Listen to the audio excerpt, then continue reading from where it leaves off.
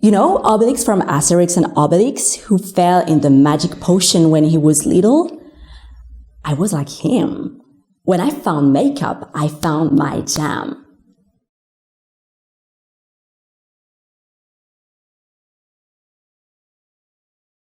Education is so key. It's the most powerful influence at an early age. As a kid, you have no experience of life from which you have learned and grown up, from which you have gained perspective of life. So the first lens through which you're going to see the world that surrounds you, and so your early vision of the world that you acquire, is the adults who surround you. Education is primary transmission of a vision, and especially your parents, because you live with them. You spend most of your time with them. At the dawn of my adulthood, when you have no clue of what you want to do with your life, though you are asked to make key choices for your career and so your entire life, my only guides were my parents and their vision. So, no big surprise, I chose to be like my dad, an engineer. This way I was sure to live well. The only problem was their vision was frustration. My dad had failed at his engineering studies, so he could only hope his kids become the engineer he wasn't. His company had failed, so he could only advise us to play safe and become perfect employees instead of risky entrepreneurs. He was led by fear, but I couldn't let fear lead me. Frustration can't be motivation, because all is energy. All things around you, there was hope and faith behind. And the same goes with the fabric of your existence. Everything that forms it is the fruit of what comes from here. And hopefully that's not fear. Because you can have a vision and want to go wherever you want, but as soon as you have fear inside, it's going to lead you nowhere. So eventually I managed to enter an engineering school like my dad wanted. But was it what I wanted? Because the truth is, when you are at the gates of your life, you still don't know what you want from it yet. You're still figuring out your steps into the deep waters of life, step by step. You're still finding your way and finding yourself, actually. You walk into the unknown, and so until you know what you want, there is a path, and that path is the journey to yourself. I think this is when you know what you like, you know yourself, that you eventually know what you want. You know what? I like what Descartes said. I think, so I am. But when you think of it, the thing is we all think. That's a common feature of our humanity. But what makes us us? Our personality, tastes, our story that put a twist on discussions. They make us, each and all of us. If thinking defines us as human beings, they make us individuals. And that's the beauty of humanity, our diversity. I love, so I am. When Descartes took it here, I want to take it deeper, rooted right here. Liking induces identity.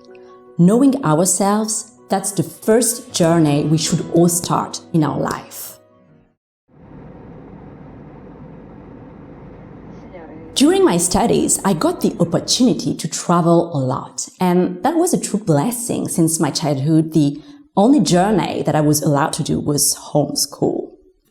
After years spent in the same country, same place, I felt the need of reaching new horizons.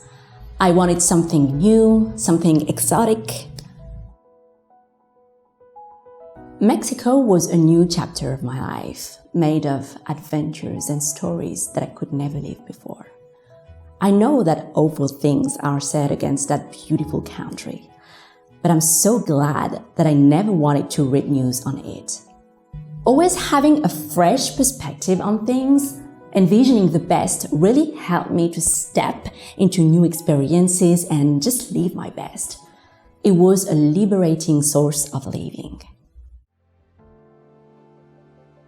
And indeed, the best happened to me overseas, all'otro lado del cerco.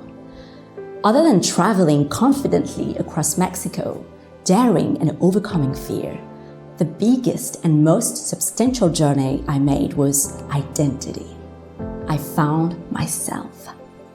As I was backpacking, my personality unfolded from destination to destination that led to more of me. A me that knows more who she is and what she wants. I got to know myself more because I was building myself more and reaching in touch with new people, new culture.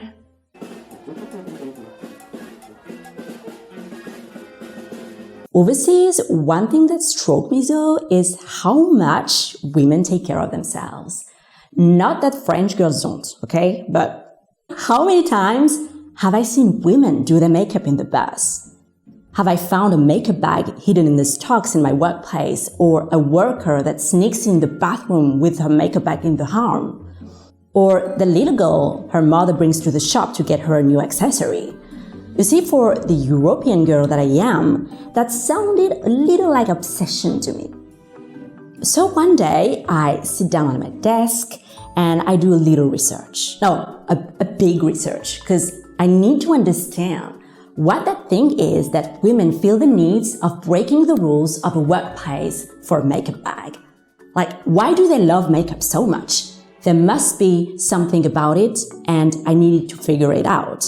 I was on YouTube, yes, YouTube, and after hours and hours of watching makeup tutorials, I got hooked too, like those women. You know, Obelix from Asterix and Obelix, who fell in the magic potion when he was little? I was like him. When I found makeup, I found my jam. I found a place of passion and joy. I've never seen people that are so in love with their craft, a hobby that puts so much smile on a face, that brings happiness on the internet and confidence in lives of women. And guess who I found more on the way? Myself. From now, I wanted my workplace to be filled with the same joy, and I wanted to be part of that piece of comfort it brings to women. It had been a long time since I felt passion like this. 3 years with the boring stuff taught in school and constant deadlines for the exams, I started to be out of my depth. I lost passion and I lost myself. I was too much in the work that I forgot the why. Like, why am I studying that? I lost touch with that inner place, so-called heart, where all your desires are born, from where you can stand firmly and confidently. I love. And so when I met with makeup, I met with my little self again. All the fun, enthusiasm, creativity of my childhood were back again. I felt love, and that felt good. And I love how it soon became, I know where I want to end up in life. I want to work in the makeup industry. Though I didn't know if I wanted to be a makeup artist or create my own makeup brand. But at that time, I already had a trend. Since then, the choice was pretty clear to me. Daring was the only possibility to me. My dad had failed at his own company, but that didn't mean I had to too. I was ready to write my own version of entrepreneurship and shape my own opinion. I chose to give up on the prejudice from my childhood thanks to the power of non-judgment. Like, what if? What if I ever succeed? I love to envision the best scenario, the one that makes you step further with audacity into life, the one that makes you live, because that's how you seize life. Staying stuck, paralyzed by fear while you are alive is a sentence to death. And I love life so much that I'm fully determined to live it to its fullest. I found a passion that became the glimpse of a dream. Now, how would I fulfill it, and would I? This, I had no clue.